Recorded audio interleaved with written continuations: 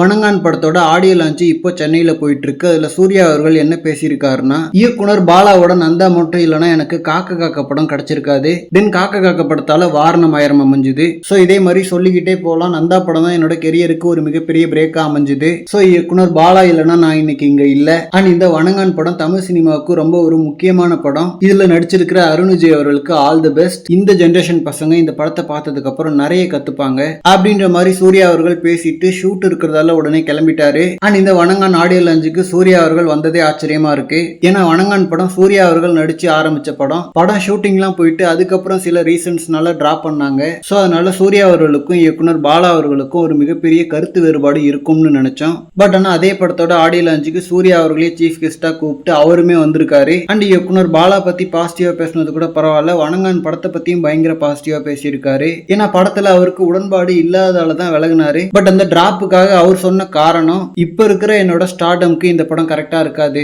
அப்படின்ற மாதிரி தான் சொன்னாரு. சும்மா ஃபார்மாலிட்டிக்காக சொல்றாருன்னு நினைச்சோம். பட் இப்ப வணங்கான் படத்தை பத்தியே பாசிட்டிவா பேசுறத பார்த்தா அதுதான் உண்மை போல. சோ அப்போ ஃபியூச்சர்ல மேபி இவங்களோட காம்போவை திரும்பவும் எதிர்பார்க்கலாம். அண்ட் வணங்கான் படம் பாத்தீங்கன்னா வரப்போற பொங்கலுக்கு ரிலீஸ் ஆக இருக்கு. அண்ட் அருண் விஜய் அவர்கள் வெறித்தனமான ஹார்ட் ஒர்க் போட்டு இந்த படத்துல நடிச்சிருக்கிறதா சொல்றாங்க. அண்ட் இவருக்கு ரீசெண்டா ரிலீஸ் ஆன மிஷன் சாப்டர் 1 படம் டீசெண்டா போச்சு. சோ இயக்குனர் பாலா அண்ட் அருண் விஜய்னு ரெண்டு பேருக்குமே இது ஒரு கம்பேக் படமா இருக்குமான்னு சொல்லிட்டு வெயிட் பண்ணி பார்க்கலாம். அண்ட் ஆல்ரெடி பொங்கலுக்கு பாத்தீங்கன்னா விடாமுயற்சி படம் ரிலீஸ் ஆகுது. ஸோ அந்த படத்தோட தான் இது கிளாஷ் ஆக போகுது. எந்த படம் பொங்கல் வின்னரா இருக்க போகுதுன்னு சொல்லிட்டு வெயிட் பண்ணி பார்க்கலாம். அண்ட் இந்த மாதிரி கோலிவுட் பார்த்தீங்கன்னா ஹாட்டான அப்டேட்ஸ்க்கு நம்ம மணி மூவி பஸ் சேனலை சப்ஸ்கிரைப் பண்ணுங்க. தேங்க்யூ.